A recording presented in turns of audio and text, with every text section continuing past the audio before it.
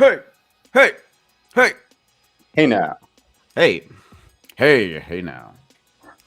We're going to slow things down for you tonight. Good morning. Good morning, R2. How are you? I am wonderful, Free Market. How are you doing today? Fabulous. Monday morning. Mm-hmm. As always, 9:30. We're out here doing the show.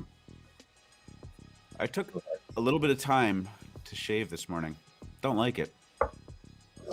It's still a blank screen for me with you, but we know that that is some sort of glitch that corrects itself momentarily. So I don't know.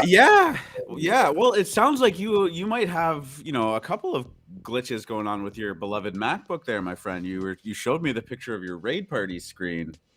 No, this is common. I've seen many posting in Raid Party with the same glitch. Oh, okay. All right. Yes. Hassan has assured me he's going to fix it this week. I understand. Let's get this music a little bit louder. Can hear it. Some down tempo. It's called. GM guys, Lavanana here. Lavanana. Ivan. Dekenza here for the NFT bear market alpha. Well, boy, we've got you covered. Got a little bit of a pump fake last Friday. Said, wow, look at the volume is spiking up. Didn't volume in NFTs die? Oh, yeah, it did. I'm just saying last week we had that one day where it really looked like it broke out of its... Everything looks... I don't know. NFTs look good to me this week. I'm completely out of the loop then. Yeah. Are NFTs in a bear market? I missed it. The volume has definitely flatlined a little bit over the weekend, but it happens. I must not be in the right collective. Could be, yeah. Had a couple. Yeah, I mean, there still is volume, a collection selectively. Now, ETH, on the other hand, having a rough morning. ETH is having a very rough morning. Woke up to that shenanigans. Nice little drop there. Definitely broke below the support levels we were looking at last week. It was 3,200, I think you were talking about, right? Yep. So, nice fresh hot coffee. The dog has decided that he doesn't want to sleep like he normally does. Now he's running around like an idiot. Chipper, Crypto Link, Millennial Meta, Nobis, Vintage Extra, Decoy. Love you guys. Hermano. Howl. Yes, Dexter. GM, guys. GM. How was your weekend? What was going on? You were little thing called Star Wolves revealed. Oh, yeah. We had the Star Wolves reveals, community spaces. Good time. Gave some wolves away. Talked some wolves. Talked a little bit of game stuff. More is coming out on that ASAP. And we are keeping the ball rolling. Nabis saying, love the art of Star Wolves. Congrats. Thank you. We appreciate that, man. It was good. Finally hit the chain and whatnot. Actually, was that Friday? It was Friday night, right? That it went. Yeah. All the days are melding together for me. It's been crazy. All I need to know is whether or not I have to be up to do the show or not. So it was Friday that it revealed. Correct. All right, FMC. I think we got some people in here. You ready to get this thing going? GM DJs, and welcome to the Monday, April 11th edition of the AlphaMint Morning NFT Show, hosted live on YouTube and Twitch. It is episode 109. Free Market, it's good to be back up here in front of all of the lovely DJs with you here this morning. That was supposed to be the intro. I am R2 DJen, and this is my amazing co-host, FMC. Hey now. There we go. Sorry, I got that backwards. I forgot to say that part and let you say your hey now thing. But yeah, it's Monday. Good to be back up here with you. How you feeling today? You had a good weekend? Get some rest in, some beauty sleep? Mostly sleep. I did not sleep a lot during the week, so I did take Saturday and Sunday to rest. I think I napped 4 times, and I slept twice as long as usual. Well, much needed, and I feel raring to go Monday morning. Ready to take on the world. Yeah, sleep was definitely the name of the game once all of that got down. Sleep and just trying to catch up on the NFT market. But unfortunately, it didn't look like there was a whole lot to catch up on. As we said, volume is a little bit slower, but there's definitely in selective places we're seeing some runs. So we're going to talk a little bit about that. The pump is always out there if you look hard enough. It is, yeah, for sure. I mean, even in the the 4-year or 3-year extended like real bear market of crypto back in 2018 through to late 2020, there was still a ton of opportunities out there. People were still able to find them, get in early on stuff, and that's kind of just what the name of the game is right now. Lots of stuff happening. Just have to keep your eye out for it. In the crypto market, as we mentioned, things got a little bit bleak this morning. Looks like we're at pushing the $3,000 mark on ETH. It hasn't hit that yet, but it is headed for that. I would imagine that is a pretty big psychological resistance. I'm not sure what the charts will say. And then, of course, Bitcoin also following suit. $41,000 has just been broken, sitting slightly under there. If we look at the 24-hour, we are down 6% and 4% respectively, and then of course on the week 13% and 11%. So it's getting a little bit hectic out there. I wouldn't say that this is a full-on dump by any means. Those are when you see it go from like 3,500 to 2,500 in the blink of an eye. But we've got some important resistances, I think, to test. What's the chart saying to you? You're the expert on this one. The pullback to 3,200 left the chart bullish. It was a bullish consolidation and pullback to 3,200. Falling under 3,200 flips the chart neutral, and now we're sitting at 3,000. All right, this is critical support. Before, it would have just been a healthy retest. Now we're at critical support again. And if ETH loses 3,000, we have to start reassessing because the chart short term turns slightly bearish again. The the line of demarcation, as we would call it right now, is about 3K. I think we were $50 over last time I looked. We will see. This seemed to start last night. There's a little bit of macro stuff going on as well. The markets were a little weaker coming in too. I actually think this is all a head fake early this week. I think we're going to rebound pretty quickly. That said, we have to adjust to reality as it unfolds in front of our face. And if we do lose 3,000, the chart does turn bearish short term. Under that, the next real support would be 2,800. But you would start to wonder whether bounces are going to fail if we did lose that area. So we'll reassess tomorrow and see where we are. I would expect it to at least hold 3K for a day and make everybody wonder. But that is a very important level because right now the chart is neutral again. And if we fall under it, we turn slightly bearish. So on watch again. And it seems to be worse in crypto than it is in traditional markets right now. S&Ps, last time I looked, were down a little under 1%, which is not good. But they are definitely not down as much as crypto. There seems to be a decoupling, which I actually think will be good for crypto medium term. But right now it seems to be decoupling with crypto moving much lower than the stock market. And it seemed to start with kind of geopolitical rumblings and that type of stuff again. So on watch here. This is kind of a critical support level we've fallen to while we were all sleeping. Yeah, important to remember, of course, the situation going on in Ukraine and with Russia, something that is not over as much as we had some potentially good news of Russia backing out, but again, what Russia says and what Russia does are two entirely different things. So we are still, sitting in this environment, and we hope that continues to get resolved or starts to get resolved. Of course, as Free Market said, the S&P down almost 1% total. Of course, crypto always is a little bit of an exaggerated version of what happens there when we see that those high levels of correlation.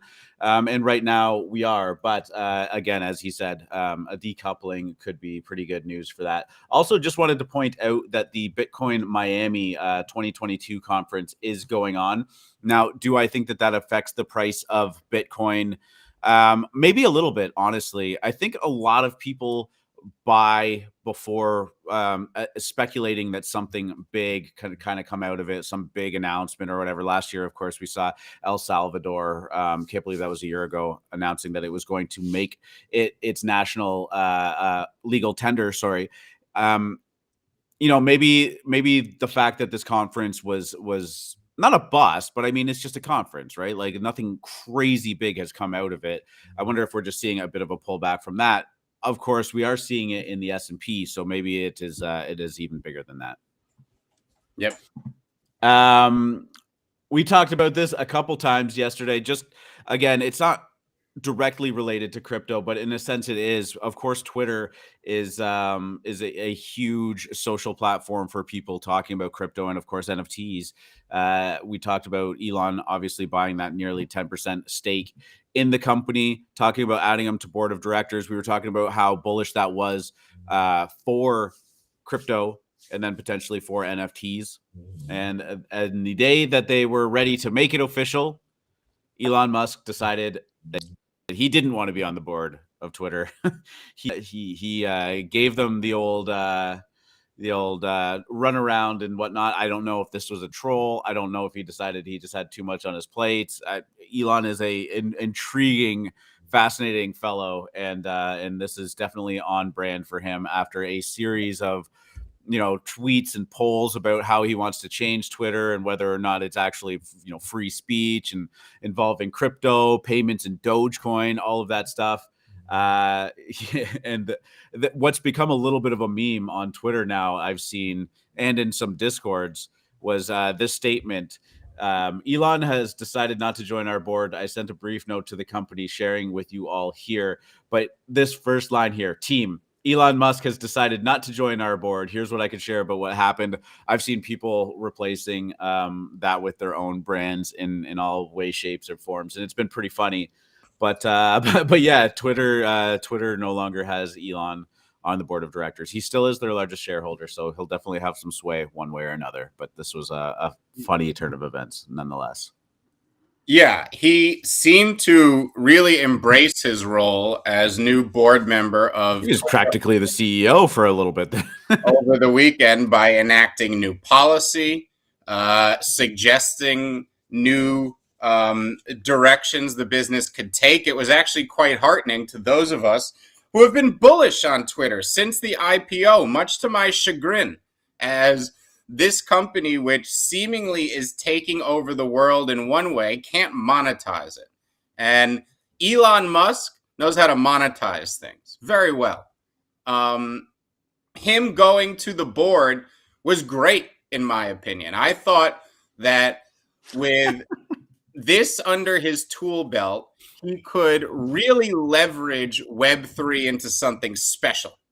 Now, finding out that he's not going to be on the board was certainly disappointing. When you own 9.2% of a company, you certainly have influence as an activist shareholder. I'm sure he will still wield that influence. I'd be curious to know what made him not join. Is it too much responsibility with SpaceX and Tesla? Maybe it was just too much of him. Don't know. I would imagine, yeah, he has a lot on his plate. I have no idea. I don't think we'll ever know the actual story. But Elon continues to be a tier one troll for sure. Some of the memes he was sharing on Twitter and some of the tweets he was putting out this weekend were hilarious too. But Elon just being Elon, let's jump into the NFT world. And this is an important first step. We did a story about the 104 CryptoPunk auction that was going on Sotheby's months ago now. I think, yeah, February, it says in the article. That gentleman, pseudonymous person on Twitter, obviously rugged Sotheby's at the last minute, pulled out the collection out of the lot and said, nah, just kidding. I'm going to keep these. The estimated value that these were supposed to go for was about $20 to $30 million.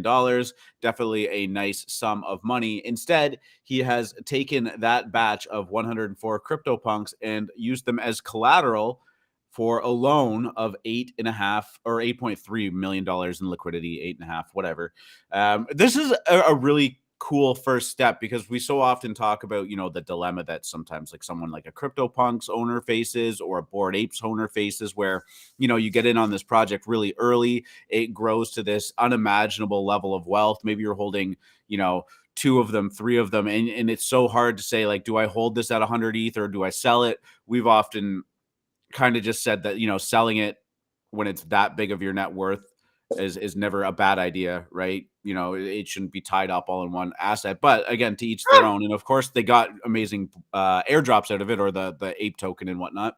But this is the next kind of step. These are assets. These are incredibly valuable, and now they are being used to secure a loan. So it looks like he was able to withdraw about 25% of the value in a collateralized DeFi loan. Pretty exciting stuff. Sounds like a pretty fungible, non-fungible token to me. I believe that the path for human beings is you see something valuable that is fungible, and you think, I can make it more valuable by making it non-fungible. And then once it becomes very valuable, you realize you can make it even more valuable by making it fungible again. And I like this. This is what's happening. We're taking something that cannot be broken up into pieces by nature of what it is, and breaking it up into pieces because it has become so valuable. Yeah, absolutely. This is, you can use so many assets in the real world as a loan or a collateral for a loan and secure it against something. But nobody cares right now how big your crypto portfolio is. Like, I can't walk into a bank and say, like, I have X amount of dollars in Bitcoin. And they'll be like, oh, great. Like, they're like, okay, great. What real stuff do you have? Of course, there's lots of DeFi type services out there that you can use, but this is a great first step for NFTs, because it is going to be important. They are going to start to become huge swaths of somebody's net worth, and you don't want to sell them. You want to be able to have access to some of that liquidity without giving up your NFTs. So as Free Market said, this is a way of extracting that value out of the NFT. And I can guarantee you we're going to see more of this. And as the NFT market matures and some of these become a little bit more stable, it's hard to imagine that in the environment that we're in. But they will. This is going to be more and more commonplace. You could just get a loan on all of your NFTs and put it into Doge. Then when Doge flips Bitcoin, you could pay back the loan and still have lots of ETH left over. That sounds like financial advice. Yeah, perfect. No, I'm kidding kidding. Out loud, of course. I'm just kidding. No, please don't. Bored Ape holder opened the Bored and Hungry restaurant in California this weekend, and wow, quite the lineup that they posted. I had the tweet. I apologize. I will find it for you. But yeah, this is a Bored Ape themed restaurant. Somebody obviously using the creative rights to their Bored Ape to slap it on some logos, do some branding, and have some fun with this fast food looking restaurant. Interestingly enough, right, my friend. What's that? I said, slap it on is right. This was not. Yeah, go ahead. No, look, I think we've all wanted this deep down. I mean, there was a line around the block, right? Yeah, this had insane fanfare. I don't blame the fact that it did. But it looked a little weak sauce from the outside, kind of like you just went to a print shop with your Bored Ape and had it printed on some stuff. That said, what this line you're looking at right now is the reason Yuga Labs was able to buy CryptoPunks, because somebody could take their Bored Ape and do whatever they wanted with it. A campaign last year was launched that caused so much ire to the Larva Lab creators that they said, screw this, let's take the exit liquidity and bounce. And they did. So CCO in play right here in a big way. I think we've seen a few things, but this is a legitimate business with a line around the block branded with this guy's apes. That's pretty damn cool. And it's a big deal, I think, in our industry when, again, I think CryptoPunks literally ended up selling out to Yuga because of what you're looking at right here. Because people wanted this, and whether punks actually needed it or not, I do think the stress from that, Yankees Red Sox like feud yesterday was a large. Last year was. I was like, well, they are playing this weekend, aren't they? No, but I think it was a large contributing factor in why Larva Labs sold the Punks IP to Yuga. So I think this is kind of like a full circle tie-in here, which is pretty cool. Yeah, for sure. They were accepting debit, credit, and ETH and ape payments, no cash there. And it looked like just for that day on April 9th, they were token gating. So you had to be a holder of Bored Apes or Mutant Apes. And they were giving away free combo meals if you had a Bored Ape, and only a free burger if you had a Mutant Ape. So if you had one of those useless Mutant Apes that are only worth $100,000, you got stuck with just a burger. That to me is kind of funny. Like, I understand the idea of putting a perk in for being a Bored Ape holder, but come on, give them the fries and a drink, man. What's going on? No. It will not be exclusive to Bored Ape holders. That will be a business model that will not go well. 30,000 people globally as holders will not support a single franchise in California. Dekenza asking, restaurant business is hard. How will this survive? I mean, it's fast food. It's hard to say. It depends on, how big, and I guess we're going to find out for the first time how big the sway of something Bored Ape is to people, not only that don't hold it, but to people outside of the NFT sphere. I mean, again, like, the branding kind of looks fine. They definitely could have had a little bit more fun with it, styled it up, made it a little more interesting to look at and whatnot. But will it survive? I have no idea. Typically about 10% of restaurants survive after year 3. Could they do it?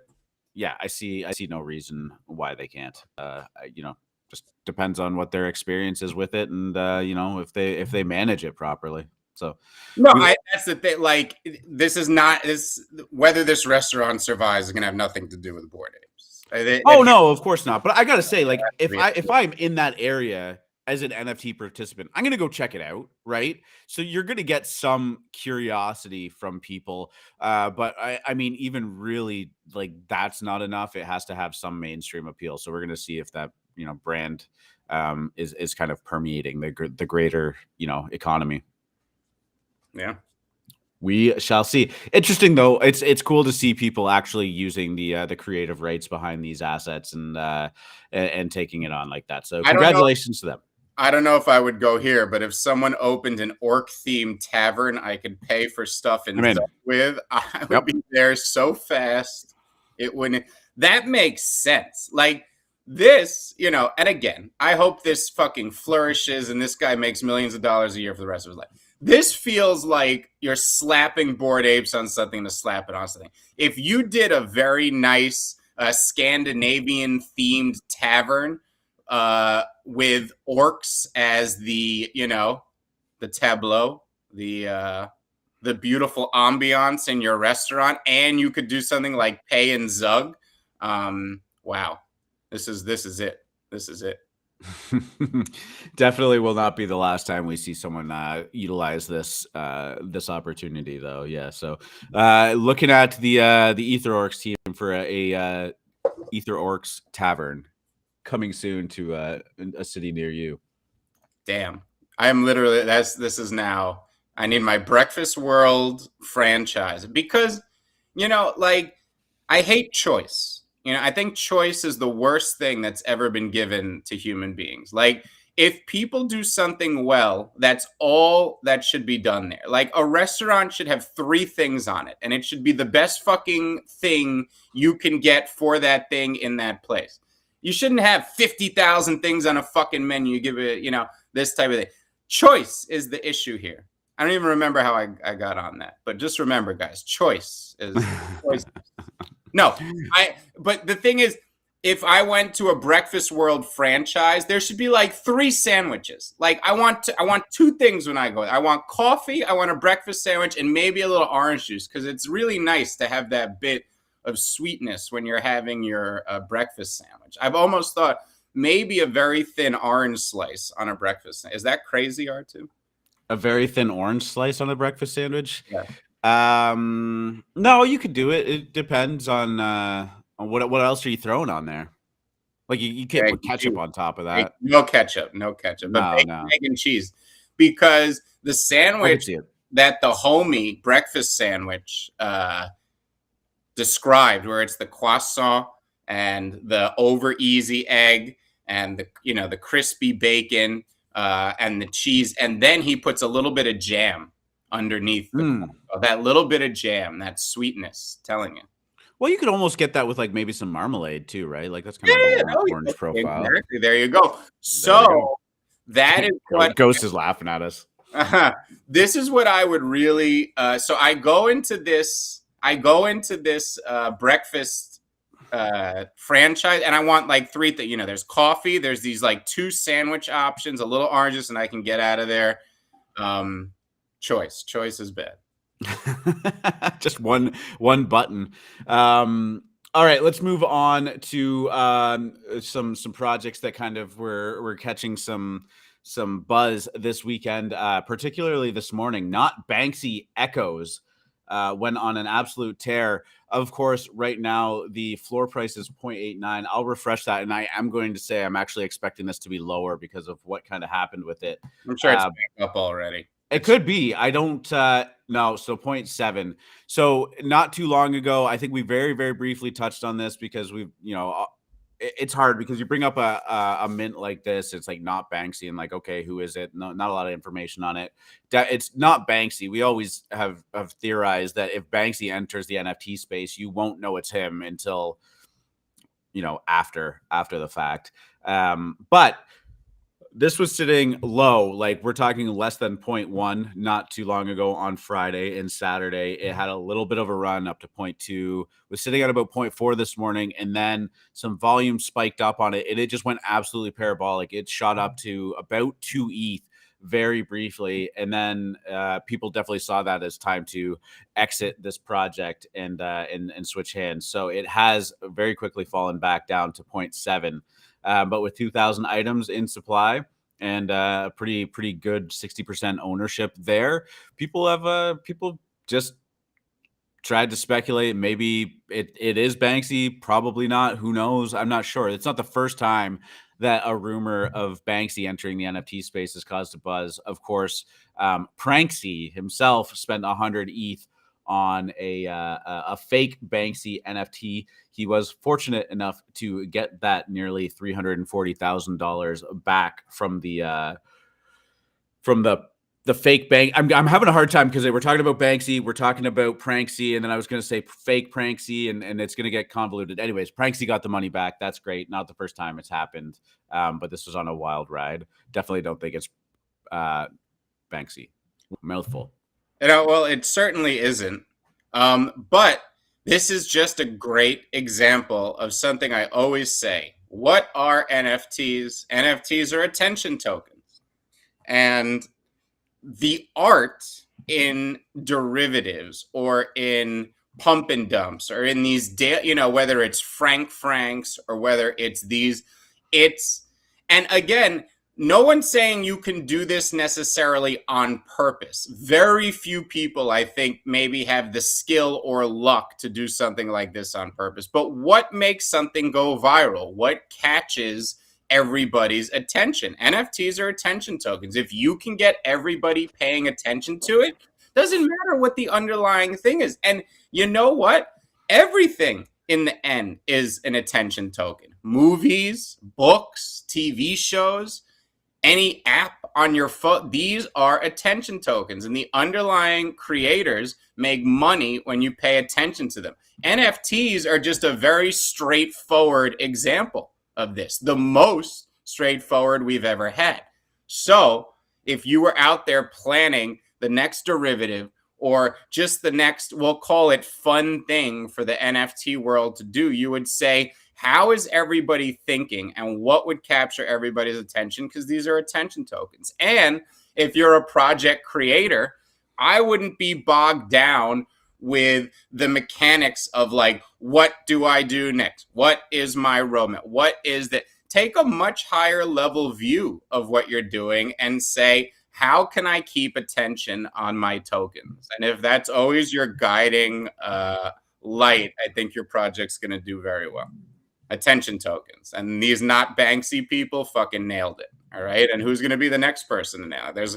I'm sure I saw Beeple one floating around. So, well, you know, and then there's the sin wave second order effect, right? People, and these are the lazy people. These are the guys that aren't these brilliant thinkers. Okay. They're the people who then derive from that great viral idea. So I'm sure there was a bunch of Frank derivatives, just like there was a bunch of Kevin derivatives. Those aren't the smart ones. The smart ones are the ones who start these trends, because each subsequent imitation has a smaller pump and dump cycle, and it always catches people because people are waiting for the same returns. So that's it. It never works. If you look at a sin wave, each pump is similar but smaller each time. It eventually peters out. So study sin waves. That's some morning homework for everybody. Yeah, and then just looking at this activity chart, a cautionary tale about using WETH offers in these like high volume spikes and pumps and whatnot.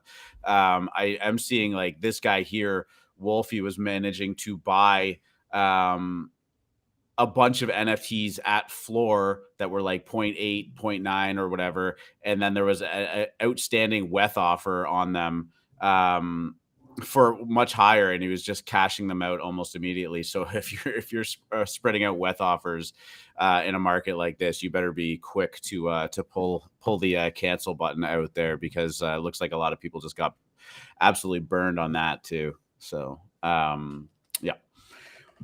Let's talk Moonbirds a little bit, and one of the reasons, why maybe volume is taking a little bit of a backseat, and people are looking forward to this drop. Of course, we mentioned on the show last week that they moved the entire mint to a 2.5 ETH flat fee rather than the Dutch auction, and are giving them all away on premint.xyz.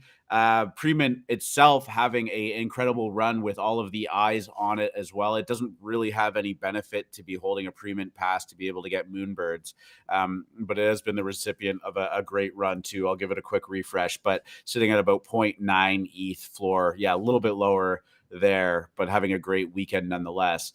Moonbirds obviously driving a lot of traffic towards Premint. Fascinatingly enough, and this is a question that Moonbirds answered, and we were talking about it in the pre-show, wondering how it was all going to go down. You do have to confirm that you have the 2.5 ETH in your wallet when you're signing up for the raffle to make sure that they can verify you have the extra liquid. However, you can actually transfer and use that ETH after you've verified. And what a lot of people are doing are transferring it around to multiple wallets and registering. So it is getting botted a little bit there. I don't have any exact numbers for you about how it goes down, but we all know when the bots hit it, they hit it hard. And this is the most anticipated drop in a while. Absolutely. So on that note, I do think that a lot of people are saving their liquid for this right now. I think that, so often we talk about something like a Pixelmon being a liquidity suck and whatnot. But, this is a lot of people waiting on the sidelines, waiting for that raffle to wrap up, making sure that they have the ETH available to partake in it if they win, or keeping the ETH available for when the mint goes down so that they could potentially buy on the secondary. This is, what everybody's been talking about. Free market just talked about attention. Moonbirds has the attention right now. And that's kind of where we're at until the 16th when the mint goes live. So it's going to be the week of Moonbirds. We're going to be watching it develop, and maybe they'll release some more information. But I do think that we are kind of in a holding pattern while this all transpires. Well, it's pretty interesting. There's a lot of ETH tied up waiting for Moonbirds, and I think a few repercussions we could think about here. One, the people who don't get the Moonbirds and win that raffle, what happens to that 2.5 ETH or all the 2.5 ETH that they've spread across those wallets? Now, I think a lot of people are so bullish on these, they're going to immediately pay up on the secondary. So I would at least what I'm hearing around most alpha rooms is that people are going to pay up to 5 if they can snipe them for that much, 4 to 5 right off the bat, and 12 is definitely where I think these are going in the short term. So, no question, if you get in on these, you will definitely make some good money. It could be a really, really spectacular cook. I do think 10 to 12 ETH is in the cards here. Here's my question. If Proof with a 100 ETH floor, which is what they're sitting at right now, and when we started watching, they were at 40 or 50 a few weeks ago before Moonbirds got going here. And Proof, arguably one of the most valuable paid groups or NFT gated groups out there, called an alpha group, but not in a traditional way, because these are, again, people who don't need money. These are the largest and most important VCs, collectors, and artists in our industry. So this is much more of a networking and access situation. So I guess my only question is Proof the organization as valuable with 11,000 members as it is with 1,000 members? Is the quote unquote alpha as good, and will the networking be as effective? Right now, it is priced in such a way that it's the best place in the world to be. But we all know if a party with 1,000 people and all of a sudden 10,000 more show up, that can dilute how good that is. So I guess that's my only question, as far as these guys have certainly spun the perfect hype cycle. And like I said, automatic cook. Hell, I want one of these things. And if I got one, I'd even have that hesitance of, should I sell this or stake it? Yeah, and that's going to be tough for sure. And that's why I think the price is going to go up very quickly. Right. I know some people are very disciplined, and it's like, I would either flip or it would be a hard choice for me. And I just think my major trepidation here is an alpha group that is this valuable because of who's in it, and there's only 1,000 members. Can it maintain that now with 11,000?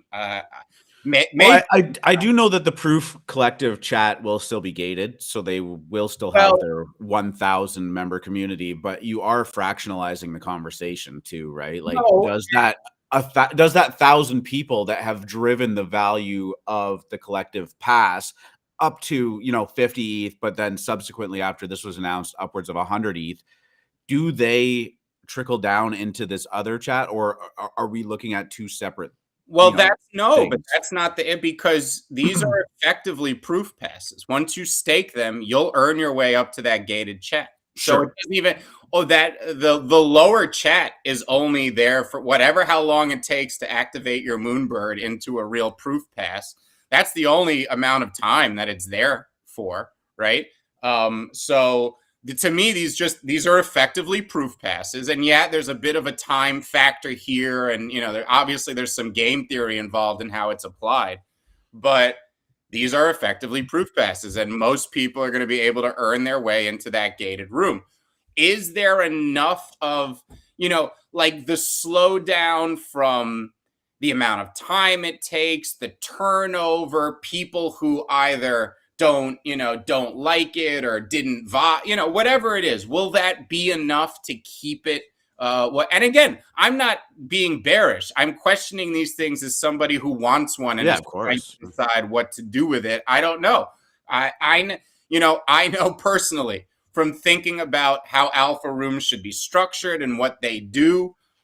Even 1,000 and 2,000 person alpha rooms can get big and crowded and cause issues. So this is very interesting.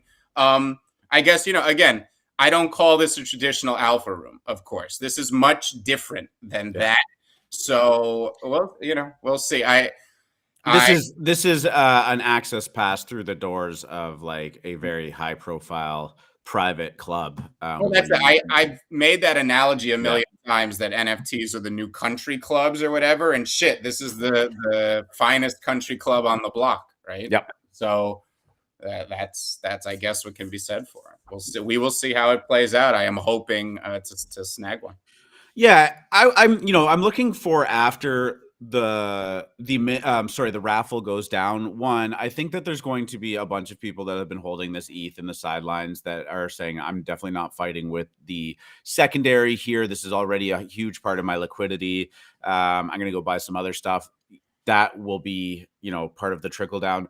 I do think that a lot of the people that are very high net worth in this space, like I don't think a lot of them are botting the shit out of this. I think this is a lot of people looking to buy and then sell or whatnot.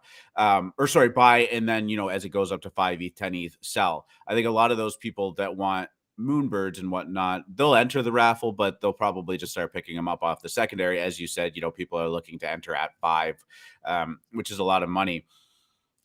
I think everybody knows how big of a deal this is going to be, and therefore, if you have 3 ETH in liquidity, pardon me, and you want a relatively a safe play, and I say that very cautiously, getting in here should allow you to flip for a profit pretty quickly.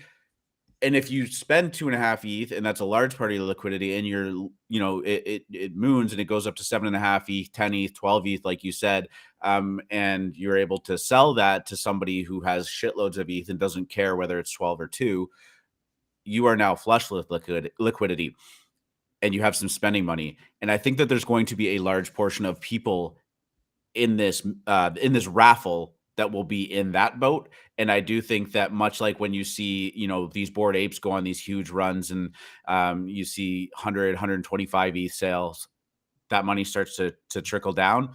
Definitely think that that's going to happen in this case. I think you're going to see a amazing transfer of people who can afford to spend whatever money they want on this into people who are going to be booking this as a huge win. Yeah. And I mean, that will mitigate the 25,000 ETH being taken out of the market here a bit. Yeah, right? It's just in hold right now. Like we're just waiting, because I don't expect Kevin Rose to take that 25,000 ETH and start buying small and medium NFT collections. I expect him to cash it out to his bank account after collecting it. So it will certainly mitigate that, but it's not going to be a liquidity injection like the Nike event, but it'll slightly mitigate the money leaving the NFT market. I guess you would have to, I guess you would have to cross like a certain volume traded threshold to really get the metric that would counteract that. Yeah, that's a good point. Yeah, I forgot about all of that money that Moonbirds themselves are going to actually raise. 10,000 people are going to win this raffle.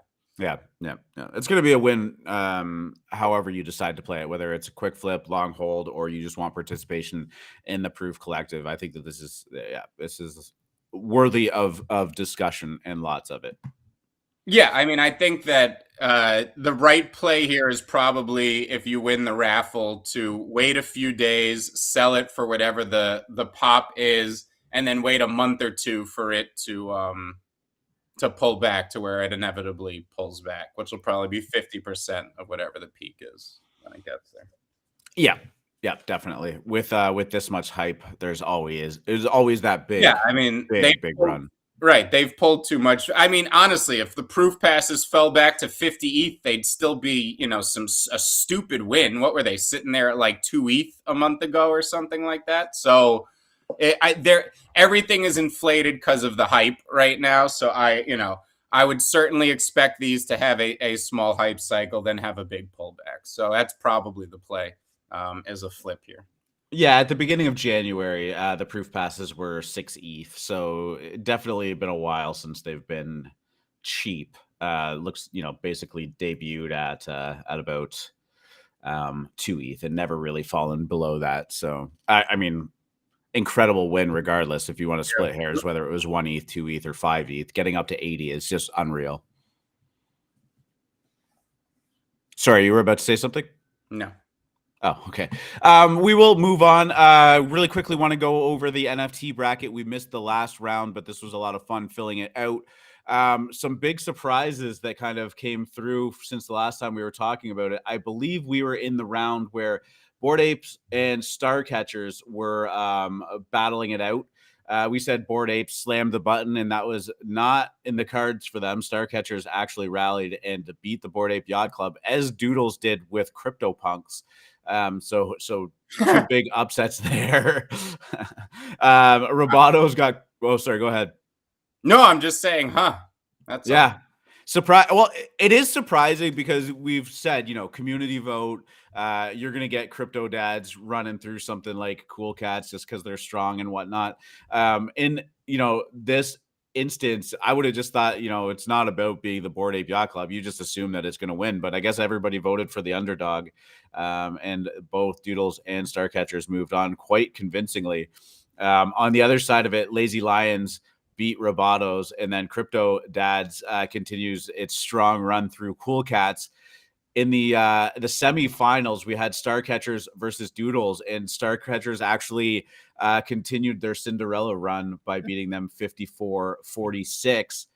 Lazy Lions, the crazy group of lions, fell to the CryptoDads 44-56 there as well. And that sets up the championship round of Starcatchers against CryptoDads. Not sure if you saw that one coming. Could you imagine buying your tickets for the finals like at the beginning of the tournament, and then you're like, oh, I'm gonna see the CryptoPunks and the Bored Apes in the final, the greatest finals of all time. And then you pull up and it's fucking Starcatchers and CryptoDads. Holy shit! Yeah, these are. This is like the 8th seed and the 10th seed making a championship game there. Yeah, the StubHub ticket prices started crashing after this was announced. I am, of course, going to pick the one that I own. I mean, I own Starcatchers. So let's go. I'll put on my Starcatchers jersey. I'll show up to the game. Despite being mired in some controversy last week, Starcatchers has pulled through, and look, I'm with you. We'll vote. What crypto has done is very impressive.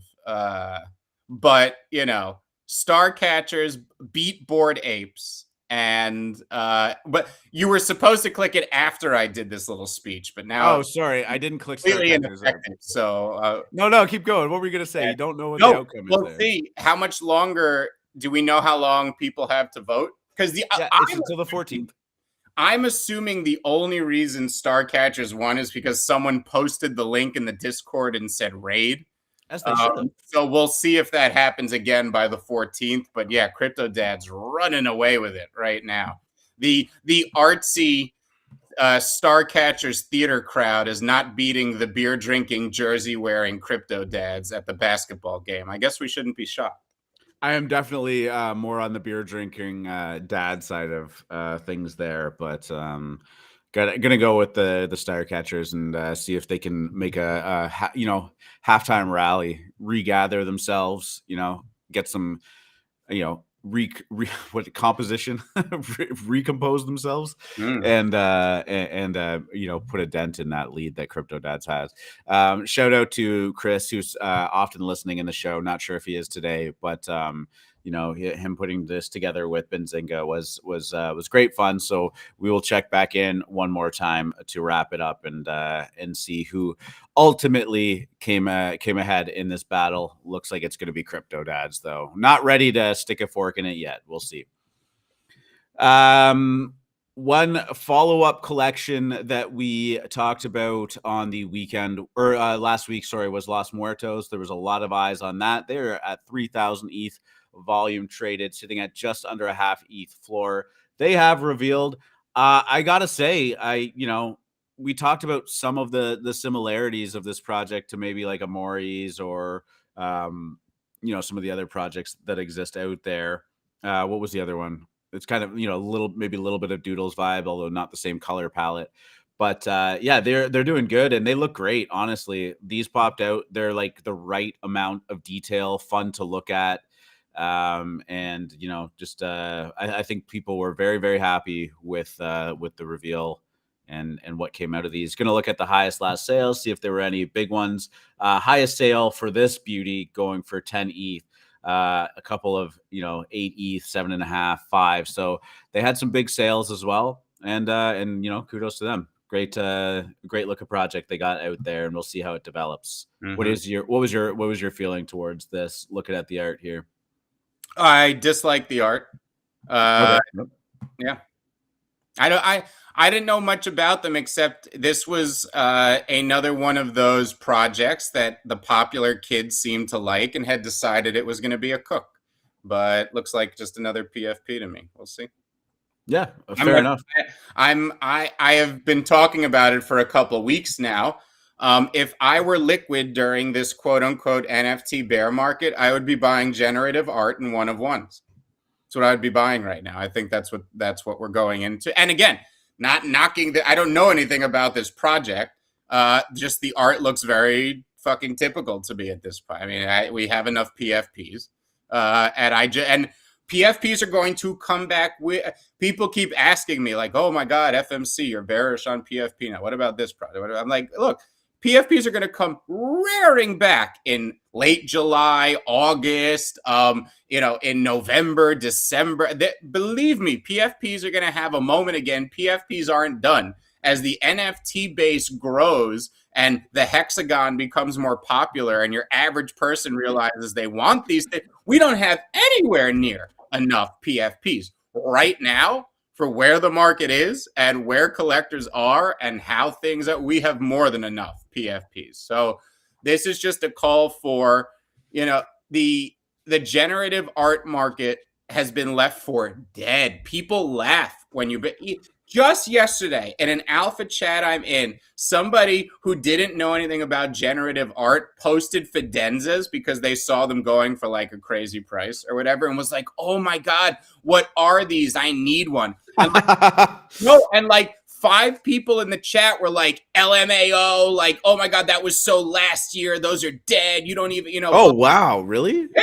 Yeah. People like, and again, obviously Fidenzas are still selling for, 50 ETH, 75 ETH, but these had a 200 ETH floor, right? Like when you look at the bottom few rows of Fidenzas, these are people who paid over 100 taking 50% losses right now, right?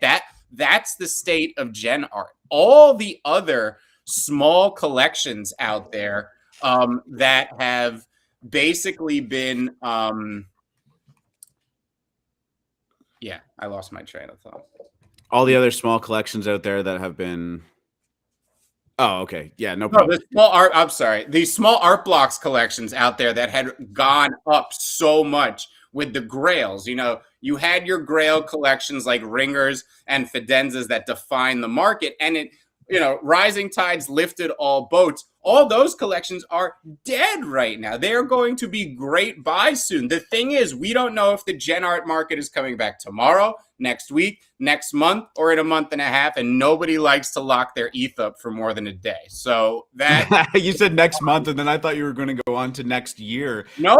Just hit the brakes and said a month and a half. No, this summer, because I think this summer is going to be about gen art. Summer is almost upon us, but we're not there yet. So this is when people with a lot of liquid start packing their bags and getting ready for that, because you don't know when it's going to start. It could start a little early. It could start a little late. We don't know, but it is definitely where I think things are going. And yeah, one of ones, that's a tougher question to answer, Elaine. OSF right now, go check him out on Twitter. He's killing it. He's the latest artist to move. Obviously, photography led by Drifter Shoots. I think there's a lot. I think when we're thinking about one of ones, don't just think about like digital artists that draw, right? I think photography, we've been saying it and pounding the table since late last year. That's having its moment right now. Sure, Drift is out of your price range, but I just pointed out another, collection by a friend of mine named New Notes, who is going to blow up just like Drift did. All right, and his stuff sits at 0.3 right now.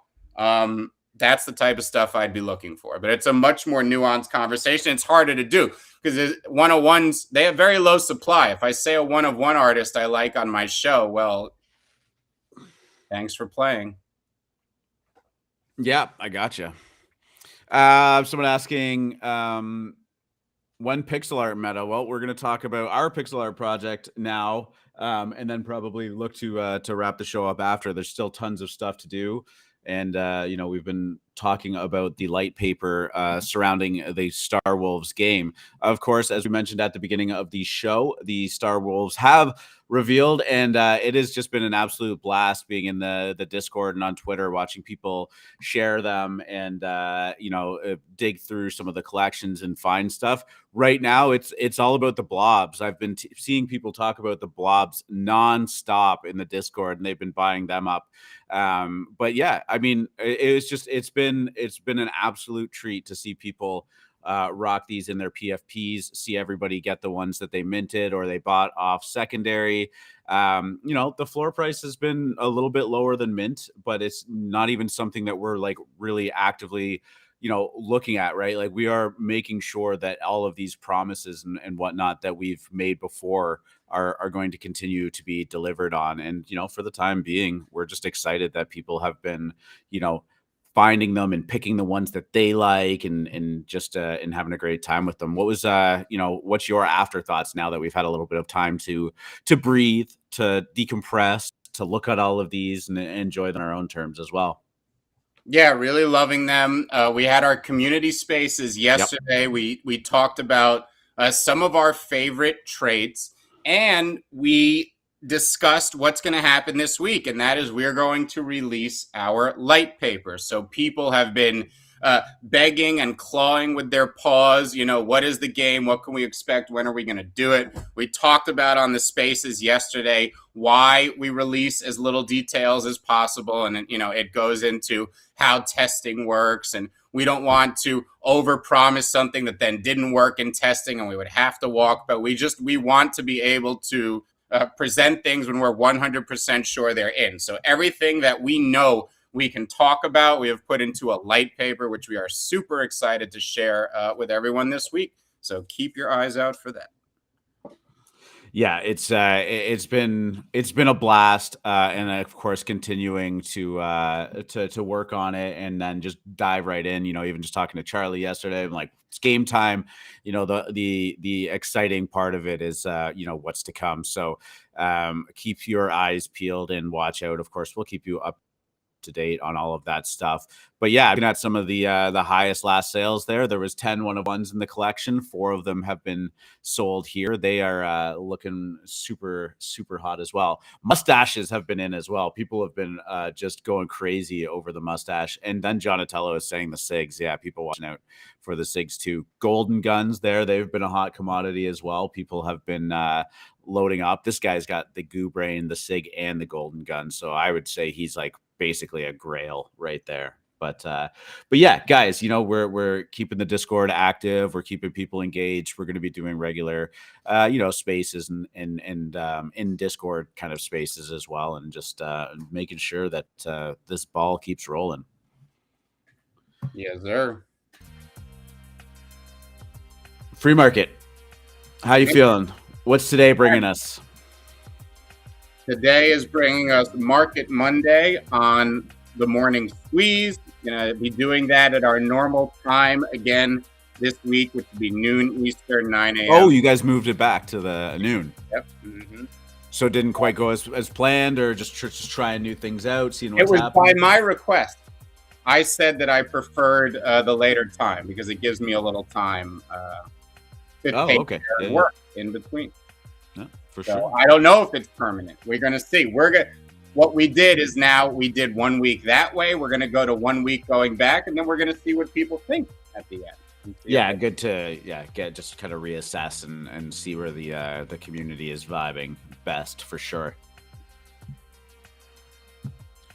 Guys, we have a lot of stuff to do today as well. Of course, the news and the markets are taking a little bit of a down. So, we're just keeping the shows nice, short, concise, and yeah, continuing to build. So on that note, we are going to wrap this show up.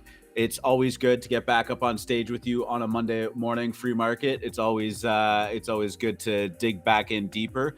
And now that we've got, the mint and the reveal from Star Wolves out of the way, there's lots more to come there. But obviously, a little bit more attention and focus can be put back onto the show to making sure that we're paying attention to a lot of the stuff that's been going down and getting there. So on that note, thank you so much. If you tuned in late, of course, we talked about the crypto markets being down. It's a day of red for sure. A lot of the floors of NFTs are kind of experiencing the same thing. It's not, universally true, but, that's the environment we're in right now. We talked about Elon pump faking Twitter and not joining their board. NFT-backed loans are becoming a thing. We saw an $8.5 million loan given out against 100 CryptoPunks. We talked about the Bored Ape restaurant that opened in California this weekend, a fast food burger joint where Bored Ape holders got a free meal this weekend. It's not exclusive to them, but it definitely has the branding on it. We talked about notBanksy going absolutely nuts this morning and then cooling off very promptly. Moonbirds was a big topic of discussion and kind of, how that's holding a bunch of ETH, just standing pat right now while we look towards their mint on the 16th. We wrapped up, we got to the final round of the NFT Madness tournament by Benzinga. Of course, that's Starcatchers and CryptoDads. Always a fun conversation there. Looked at the Los Muertos art as that revealed this weekend. And then, of course, the Star Wolves reveal as well. So thank you so much, everybody, for tuning in. It's always recorded. Free market. Love you, dude. Get us out of here. Good luck at the tables, D-Gen.